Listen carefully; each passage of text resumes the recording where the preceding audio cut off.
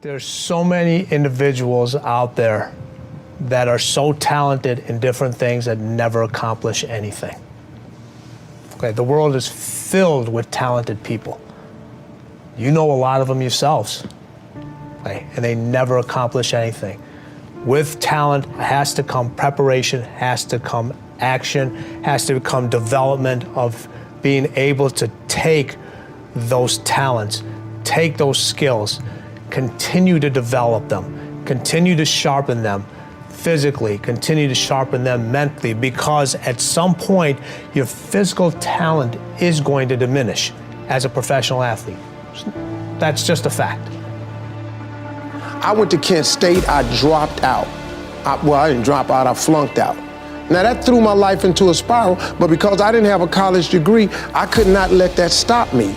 And like you're doing, where you're saying, all my friends at this age are settling in your careers, you don't even know if they're happy or not. Stop comparing yourself to others.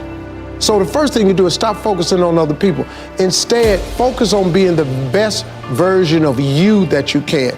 Then you'll recognize that you deserve to sit at the big table with everybody else after you become the best that you can be.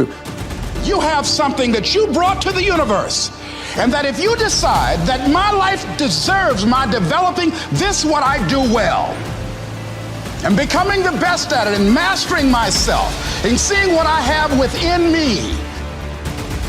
The secret, though, the secret to real success is if you tie your gift to the dream. Once you've accepted that you have as much right to success and much right to succeed as anybody else, the next step is learning how to talk the talk.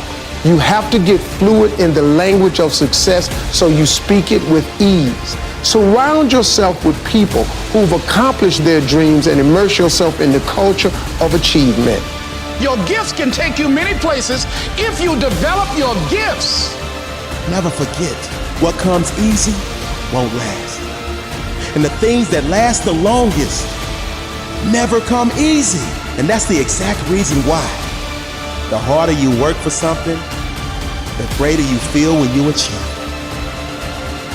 If you decide to drop your buckets where you are and develop your gifts, I grant you, you'll never ever be without. I grant you that your gifts will take you places that will literally amaze you. I grant you that if you begin to work to develop your gifts, you develop a strong sense of happiness. You'll get a larger vision of yourself, because part of beginning to get a larger vision of yourself, all of us need some area of our lives where we can have a feeling of competence. That people know when they think about this area, that's something you do. That you eat and sleep that. And that you do that. You do that. And as you begin to challenge yourself, you'll discover some things about yourself that you don't know right now. The other thing is you begin to look at yourself, look at your dreams, and begin to experiment and stepping into your greatness. One of the things that's very important, whatever goals and dreams that you have, repeat after me, please. Make your move before you're ready. You have Price Pritchett, who's a great motivator and trainer. He said, make your move before you're ready. We're instructed in life to walk by faith and not by sight. See, you want to really begin to stretch yourself. You want to become a risk taker. You want to raise the bar on yourself. Most people won't do that. See, most people engage in low life living, low risk living. Viscott said, if you're not willing to risk, you cannot grow. And if you cannot grow, you cannot become your best. And if you cannot become your best, you can't be happy. And if you can't be happy, then what else is there? I like what Helen Keller said, life is short and unpredictable. Eat the dessert first. And so you want to begin to take some chances. You want to begin to challenge yourself and make it okay to fail and learn from your failures. Don't allow fear of failure and the allure, the attractiveness of playing it safe in life to draw you in. You can't get out of life alive. You got to die to leave here. Take a deep breath and be patient. Calm down, go slow. Don't let other people's negativity or anger or frustration affect you. step back in your own mind mentally and just smile. You know, there's an old saying, if you can't say something nice, don't talk at all, is my advice. Sometimes the very best thing you can do in dealing with difficult people is just to be dead silent.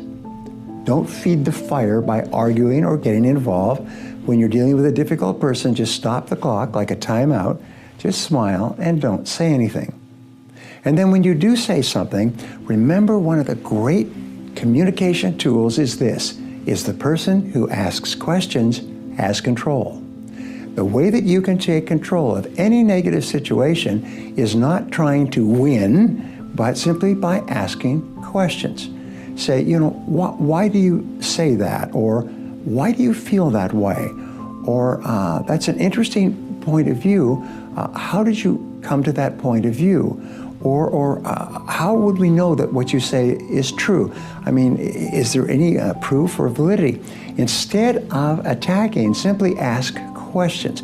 And it's sort of like the matador backs away from the bull. As you keep backing away from the bull, you cape the difficult person by simply asking questions and being genuinely curious about what he or she is thinking and feeling and why they are behaving the way they are.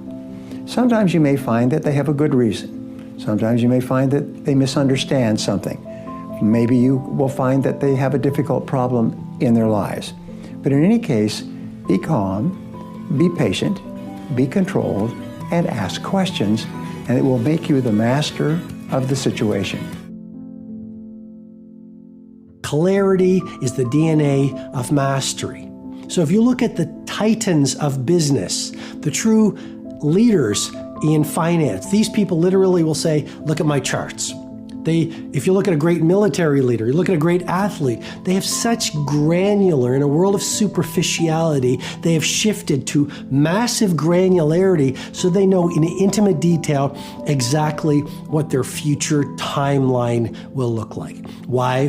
Because clarity breeds and builds and is the DNA of mastery. You want to have a very clear vision of what your future is going to look like. And when you know in intimate detail what your future will look like, then you automatically, subconsciously as well as consciously, can say no to the important, so you say a giant yes to the few things that are most important. You've heard me share this before. Confucius said it so well. The person who chases two rabbits catches neither. And so what I'm encouraging you to do is this exercise before you go to sleep tonight. Let's make this very tactical. I call it the 100-year timeline. On a single page from where you now are, 100 years out into your ideal future. I want you every single milestone on a single line to say, here's where I now am, here's what's going to happen next week, next month, next quarter, next year, 3 years, 5 years, 10 years, 25 years, 50 years, 75 years, 1 year, 100 years, until you have a 100-year timeline. On the other side of the piece of paper with crayons, so you tap into your part of the brain responsible for creativity, your right brain. Okay, with crayons, draw out your ideal family life, draw 1 year away, draw out your business life 1 year away, draw out your adventure life 1 year out into the future, draw out your financial life, draw out your material life, literally on a page with crayons, so you're not thinking, because here's a needle-moving insight. World class comes from instinct versus intelligence. You get your best ideas when you get out of your thinking. And just to give you some neuroscience, the seat of reasoning is the prefrontal cortex, but there's a phenomenon I teach in my live events called transient hypofrontality. This is the secret of genius. Geniuses don't get their ideas for Uber, Amazon, the electric bulb, Tesla, Shakespeare, the polio vaccination, SpaceX. Great ideas don't come from the intellects. They don't come from the neocortex reasoning and thinking. All great heroes and great inventors and great creators dialed into something deeper. When you get out of your neocortex through solitude and my life structure that I teach called the tight bubble of total focus, and when you get away from distraction and you immerse yourself in deep creativity and creation, and you find your laboratory, or what I call your Menlo Park, like Edison had his Menlo Park, which was with the wilderness away from the world, what happens?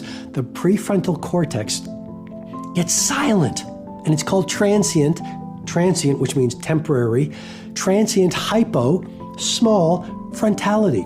The neocortex, the seat in your brain of thinking, actually shuts down for a short period of time. This is profound information and will confirm your brain is built for genius. But if you don't do the right things, you're not going to be able to allow the genius to see the light of day.